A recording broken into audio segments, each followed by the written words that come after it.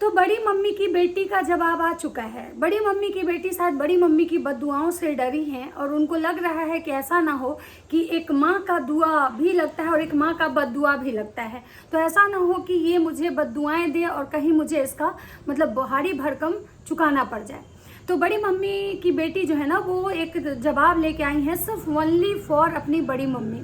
मतलब वो उनका कहना है कि हम सिर्फ बड़ी मम्मी को मतलब कि ये करेंगे, क्लियर करेंगे, सबूत देंगे, बाकी हम किसी को से हमको कोई मतलब नहीं है। मतलब बड़ी मम्मी के जो पैसे हैं वो मेरे लिए मायने रखते हैं, बड़ी मम्मी जो है वो मेरे लिए मायने रखती हैं। अदरवाइज बड़ी मम्मी को छोड़ के बाकी जो लोग बोल रहे हैं ना, उससे हमको कोई लेना देना नहीं। अगर तुम लोग को इतना ही लगता है तो तुम लोग कोर्ट जाओ, क्योंकि वहाँ जो जज होते हैं वो पढ़े लिखे होते हैं। बिल्कुल जज ऐसे ही कोई नहीं बन जाता है, जज के लिए बहुत अच्छी हाईली क्वालिफिकेशन की ज़रूरत होती है। तो बड़ी मम्मी की बेटी का आया है जवाब, और बड़ी मम्मी की बेटी जो है ना, वो गई है उस प्रूफ को प्रूव करने, मतलब कि पोस्ट ऑफिस। वहाँ पे जाने के बाद उनके साथ जो कुछ भी हुआ है उसमें मुझे बहुत सारे ऐसे पॉइंट्स हैं जो क्लियर करने हैं, क्योंकि उन्होंने एक वीडियो दिखाया जिसमें एक छोटा सा वीडियो बनाई है और जिसमें वो पोस्ट ऑफिस जाती हैं। पोस्ट ऑफिस में जाने के बाद वो पोस्टमैन से बात करती हैं। पोस्टमैन से बात करने के बाद वो पोस्टमैन जो है वो उनको मतलब कहते हैं कि अभी यहाँ पे बहुत भीड़ है क्योंकि एग्जामिनेशन के लिए फॉर्म भरे जा रहे हैं, आप कुछ दिन के बाद आइए। अब बड़ी मम्मी की जो लाडली बेटी है वो घर आती है, उनका कहना है कि अब कुछ दिन के बाद जाना पड़ेगा। तो चलिए बात करते हैं कि बड़ी मम्मी की लाडली बेटी आखिर बड़ी मम्मी को इतना इंपॉर्टेंट क्यों दे रही है, क्यों ये कह रही है कि बड़ी मम्मी हम लोग के बीच में पता नहीं कौन सा ऑडियो वीडियो सुना के आपको मिसगाइड किया, मिसअंडरस्टैंडिंग क्रिएट की गई। और बाकी जो लोग आके बोल रहे हैं, मतलब बाकी जो लोग हैं जैसे सलोनी जी हो गई, चलिए शतावती जी को तो हम छोड़ देते हैं क्योंकि शतावती को भाई अपना घर बनवाना है। शतावती को कहीं ना कहीं इनको मतलब बदनाम करके शतावती को कहीं ना कहीं रागिनी से फ़ायदा उठाना है, इसलिए हम इसमें शतावती को इन्वॉल्व नहीं करेंगे। हम इसमें उस सारे लोगों को इन्वॉल्व करेंगे जो लोग मतलब बड़ी मम्मी के टच में नहीं हैं, हम उनकी बात करेंगे, जिनको बड़ी मम्मी से और बड़ी मम्मी की बेटी से कोई लेना देना नहीं है। तो आज हम उन लोगों के लिए ही बात करेंगे। तो नमस्कार, कैसे हैं आप लोग? उम्मीद कर रही हूँ बहुत अच्छे होंगे, स्वस्थ होंगे, मस्त होंगे और अपने काम में व्यस्त होंगे। मैं प्रिया शर्मा और मैं अपने इस नए वीडियो में आप लोग का स्वागत करती हूँ। आशा करती हूँ जो हमारे चैनल पे नए जुड़े हैं हमारे चैनल को सब्सक्राइब करेंगे, लाइक कमेंट और शेयर करेंगे, मुझे बहुत सारा प्यार और सपोर्ट देंगे और साथ में भर भर के गालियाँ भी देंगे, क्योंकि अगर वो गाली नहीं देंगे तो मुझे एहसास कैसे होगा कि मैं जो कर रही हूँ उस पर लोगों की नज़र है। अगर वो गाली मुझे नहीं देंगे तो शायद मुझे लगेगा कि भाई मुझे तो कोई फॉलो ही नहीं कर रहा है, लेकिन मुझे पसंद है कि भाई लोग मुझे फॉलो करें, ठीक है, लोग मुझे देखें, ये मुझे पसंद है। तो चलिए बात करते हैं। और यहाँ पे मैं एक चीज़ फिर कहना चाहूँगी कि मैं यहाँ किसी की ना दोस्त हूँ ना दुश्मन हूँ। मैं जो कहती हूँ जेन्युइन मतलब जो भी चीज़ें हैं मैं अपने मन से करती हूँ, प्लस वीडियो में जो मैं देखती हूँ मैं उस पर बात करती हूँ। बाकी मेरे कुछ सवाल जो होते हैं मैं सारे लोगों से करती हूँ। तो यहाँ पे मैं एक चीज़ कहना चाहूँगी। सबसे पहला सवाल दीदी जी से, ठीक है, मैं उनके नाम के आगे झारखंड नहीं लगाऊंगी क्योंकि बहुत लोगों को इस बात से बुरा लगता है कि भाई झारखंड को क्यों बदनाम किया जा रहा है। तो सबसे पहले तो भाई मैं जो लोग को बुरा लगता है कि झारखंड को क्यों, तो झारखंड में ऐसे नहीं है कि केवल ऐसे ही लोग हैं। झारखंड को धोनी के नाम से अच्छा भी बोला जाता है। महेंद्र सिंह धोनी की पहचान झारखंड के लिए बहुत बड़ी मतलब कि क्या बोले उपलब्धि है कि धोनी मतलब झारखंड के ही रहने वाले हैं। अब बात करते हैं, देखिए मेरा जो फेस है ना आप लोग को काफ़ी गोरा चिट्टा दिख रहा होगा क्योंकि एकदम से डायरेक्ट सनलाइट आ रहा है। तो चलिए बात करते हैं कि भाई आखिर दीदी जी जो आई और बोली कि भाई मुझे और किसी को कुछ नहीं बोलना, सिर्फ बड़ी मम्मी को बोलना है। तो मैं यहाँ पे कहना चाहूँगी कि तो ये तो गलत होगा ना, ये तो अन्याय हो जाएगा। आप किसी को के लिए साथ इतना अच्छा न्याय कर रहे हो कि किसी के लिए आप इतना अन्याय कर रहे हो। मतलब जो पैसे वाले लोग हैं उनको तो आप प्रूफ कर रहे हो, उनको आप साबित कर रहे हो, उनको आप सबूत दे रहे हो कि देखिए हमने गलत नहीं किया, क्योंकि उनके पास बहुत पैसा है। अब आप उनको ये चीज़ कह रहे हो कि भाई हम बहुत अच्छे हैं, आपको मिसगाइड किया गया कौन सा ऑडियो वीडियो सुना के। तो भाई बड़ी मम्मी को खुश करने का यहाँ पे हम क्या मतलब समझें कि मतलब भाई बड़ी मम्मी को खुश इसलिए किया जा रहा है कि बड़ी मम्मी से फिर आपके रिश्ते अच्छे हो जाएं और बड़ी मम्मी फिर भर भर के आपको प्यार लुटाएं। अगर आपको प्रूफ देना है तो उन सारे लोगों को दीजिए जो लोग कहीं ना कहीं आप पे आवाज़ उठाए हैं, कहीं ना कहीं आप पे ब्लेम किए हैं। आपको लगता होगा कि हम आपके सबसे बड़े दुश्मन हैं, लेकिन मैं बहन बता दूं मैं तुम्हारी कोई दुश्मन नहीं हूँ। मैं उसी चीज़ों को यहाँ पे हाईलाइट करती हूँ कि भाई जो चीज़ें मतलब कि सोशल मीडिया पे आती हैं, जो लोग अगर आपके ऊपर एलिगेशन लगा रहे हैं तो मेरा ये कहना है कि भाई आप सबको प्रूफ करो। क्योंकि भाई कोई इंसान हमारे ऊपर या किसी के ऊपर अगर झूठ मूठ का एलिगेशन लगा देता है तो कहीं ना कहीं भाई गुस्सा तो आता है, और आता है तो हम उसको जवाब देते हैं कि तुमने ऐसा मेरे बारे में कैसे बोल दिया, तुम होते कौन हो बोलने वाले। और यहाँ पे आपके सब पे एक से एक करके बहुत सारे लोग आ रहे हैं एलिगेशन लगाने, और आप चुपचाप हर चीज़ को मतलब सह जा रहे हो। तो इसका मतलब क्या है? इस चुप्पी को क्या समझा जाए कि कहीं ना कहीं आप गलत किए हो, या फिर आप उनको भी प्रूफ करो ना, जिन्होंने आपके ऊपर कल परसों एक आए थे, एक हस्बैंड वाइफ आए थे, उन्होंने भी आपकी बदतमीजियों के बारे में बात की। तो क्या आप सच में उनके साथ बदतमीजी की थी, या आप पे वो झूठ एलिगेशन लगा रहे थे? और रही बात कि अगर आपने बदतमीजी नहीं करी तो आप पे वो झूठ एलिगेशन क्यों लगाएंगे? मानते हैं कि चलिए शताब्दी जी को फायदा है, मानते हैं कि शताब्दी जी हो सकता है कि आपका वो जगह हथियाना चाह रही हो जो बड़े मम्मी बड़े पापा के घर में आपका जो एक जगह था, जो उनके दिल में आपका एक राज चलता था, जो उनके परिवार में आपकी एक वैल्यू थी, तो आखिर वो जगह हो सकता है कि शताब्दी हथियाना चाह रही हो। लेकिन हम लोग जैसे लोग को क्या है, हम लोग तो रागनी जी से मतलब भाई अभी जुड़े हैं, प्लस हमें रागनी जी से कोई स्वार्थ भी नहीं है। दूसरा कि ये जो लोग आ रहे हैं बोलने कि हमने इतने पैसे दिए, हमने इतने पैसे दिए, हमारा ऐसे नहीं हुआ, हमारा वैसे नहीं हुआ, तो उनका क्या स्वार्थ हो सकता है? फिर या जो लोग मतलब सलोनी जी जैसे हैं, ना तो उनका कोई चैनल है, ना उनको पब्लिसिटी चाहिए, ना उनको व्यूज चाहिए, मतलब ना उनको डॉलर चाहिए, फिर उनका क्या स्वार्थ हो सकता है कि आपके बारे में वो गलत बोल रहे हैं? तो आपको विचार इस चीज़ पे करना चाहिए। सिर्फ बड़ी मम्मी को अगर आप सफाई दे देते हो, बड़ी मम्मी अगर आपको क्लीन चिट दे देती हैं, तो इसका मतलब ये थोड़ी होता है कि सब लोग आपको क्लीन चिट दे दिया।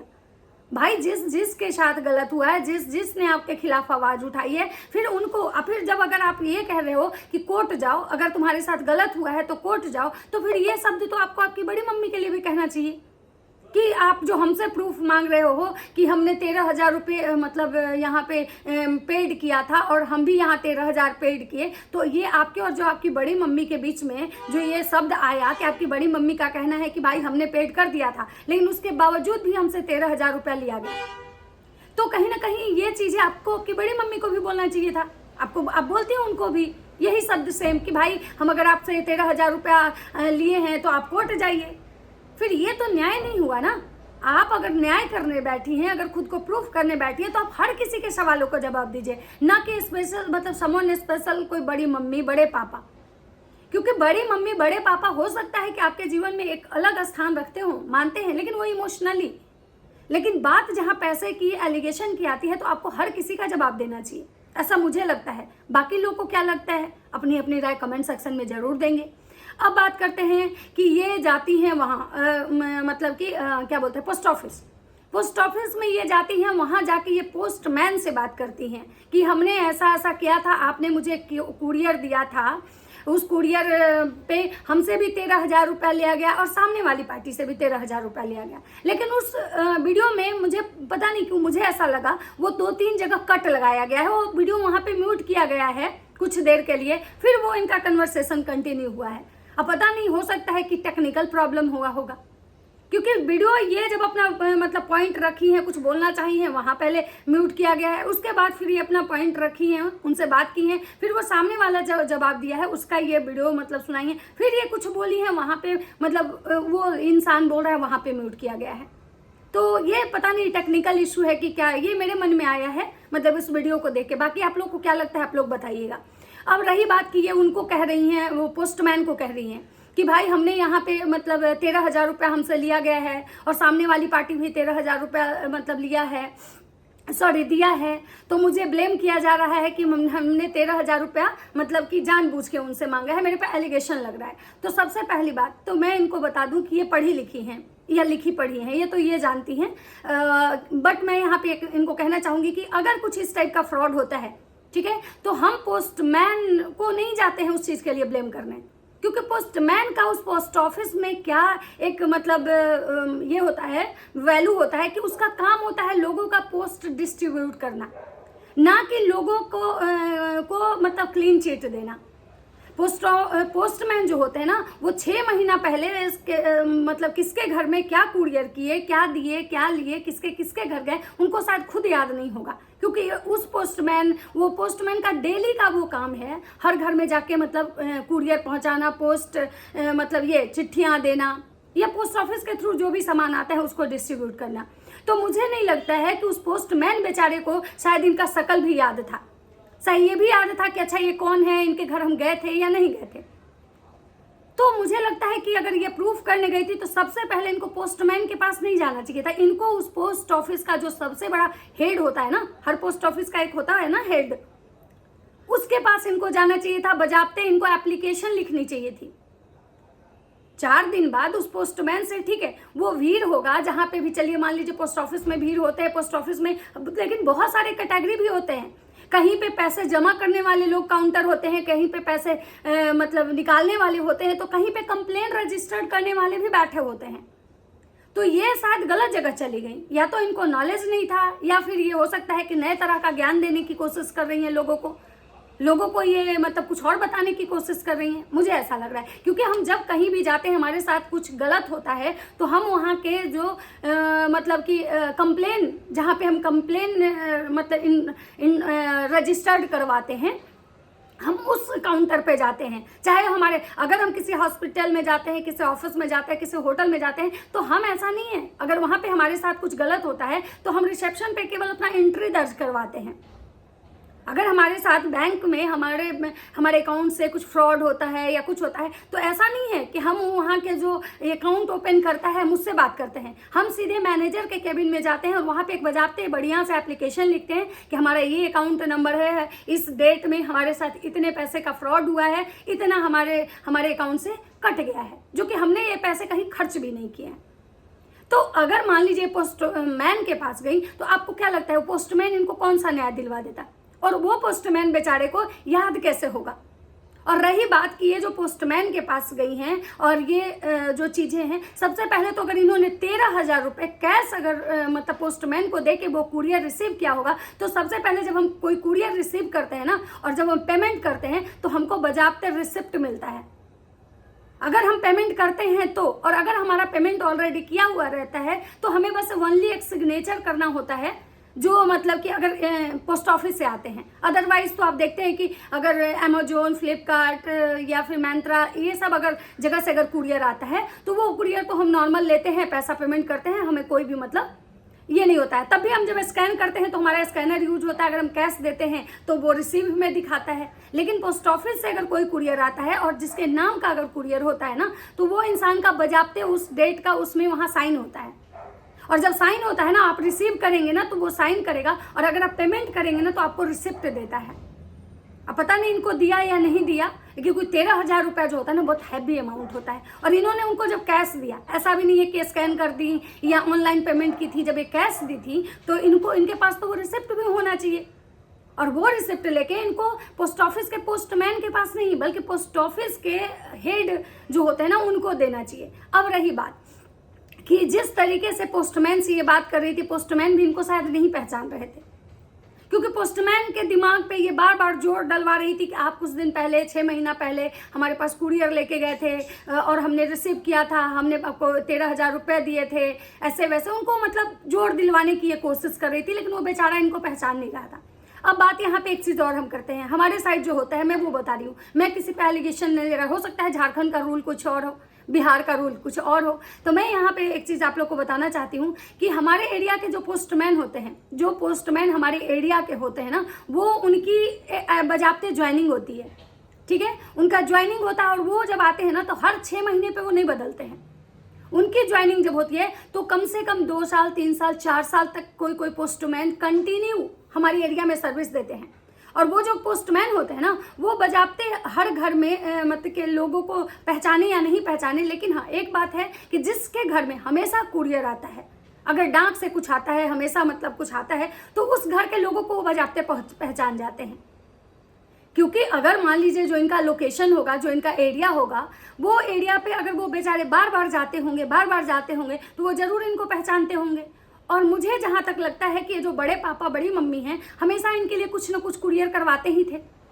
तो पोस्टमैन तो आसानी से पोस्टमैन को पहचान जाना चाहिए था कि ये कौन है।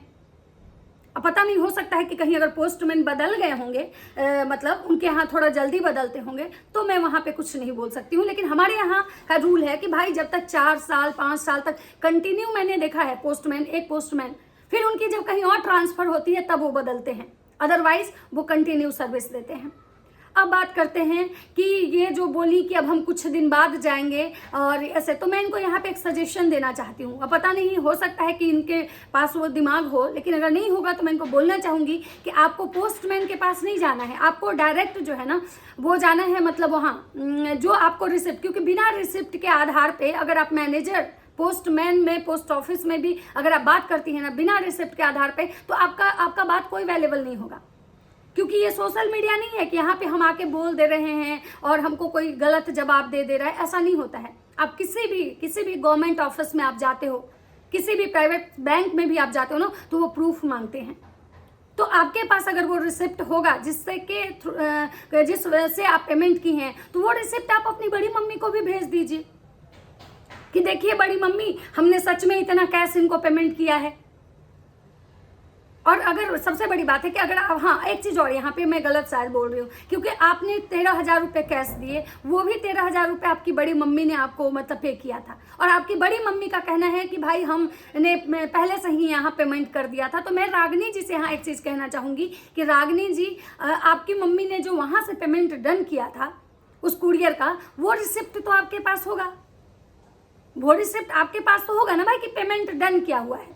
क्योंकि वो रिसिप्ट अगर आपके पास नहीं है तो वो रिसिप्ट आप लोग अवेलेबल करवा लीजिए, क्योंकि अगर ये जाती हैं पोस्ट ऑफिस और ये प्रूफ अगर करती हैं कि सच में हमने मतलब पैसे दिए हैं, तो कहीं ना कहीं बीच का जो है ना, बीच में कहीं ना कहीं कुछ तो गड़बड़ी हुई है, जिसकी की जांच तो होनी चाहिए।